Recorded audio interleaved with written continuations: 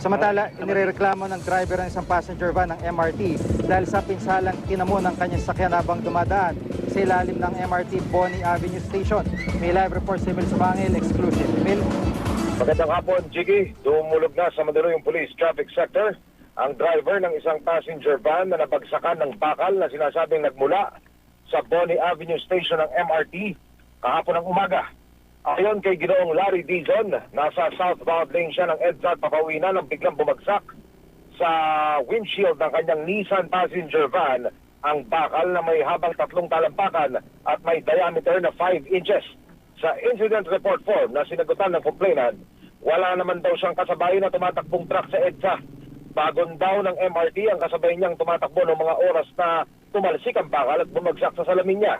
Nangyari ito pagdaan niya bago mag-ilalim ng Bonnie Station MRT. Malaki ang paniniwala, Jiggy, ng driver, kundi galing sa MRT rail station ang bakal. Lumagpak ito mula sa steel structure kung saan ikinakabit ang mga tarpaulin na nag-a-advertise sa DOTC MRT. Nag-file siya ng reklamo para mapalitan at maipagawa ng insurance firm ang salamin at bubukan ng van. Pero higit dito, nais daw niya, Jiggy, mabigyan pansin ng mga kinauukulan ang aksidente para mapatupad ang safety measures sa MRT operations and structures. Buti na lang daw, hindi umabot sa katawan niya ang bakal na patusok na bumagsak sa salamin, kundi malamang sa may pagkakalagyan siya. Inendorso na ng traffic sector sa Criminal Investigation Unit ng Mandaluyong Police ang kaso. Ang MRT management sinasabing wala naman daw construction na nagaganap sa MRT Bonnie na maaaring pinagmulan ng bumagsak na tubo. Sige.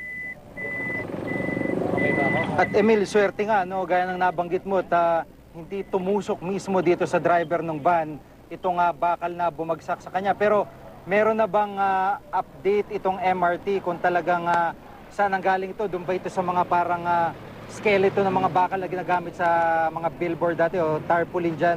Anong sinasabi ng pamunuan ng MRT? Nagkaroon tayo, Jiggy, ng pagkakataon para makakuha ng impormasyon mula dito sa pamunuan ng MRT management. Pero ayon sa tagapagsalita ng Metro Rail Transit na si Attorney Cabrera, sinasabi niyang walang nagaganap o walang ongoing na konstruksyon sa MRT3, partikular sa Bonnie Station dyan sa Mandaluyong. Kaya't imposible daw sa ngayon na sa kanila nanggaling yung putol na bakal na lumagpak sa passenger van na complainant. Pero ayon sa complainant, malinaw niyang naalala at masasabi na wala talagang posibleng panggalingan pa itong bakal na bumagsak sa kanya sasakyan, kundi yung structure ng MRT sa Bonnie Station maging dito nga sa rilet daw ng MRT. Sige. Maraming salamat, Emil Sumangil.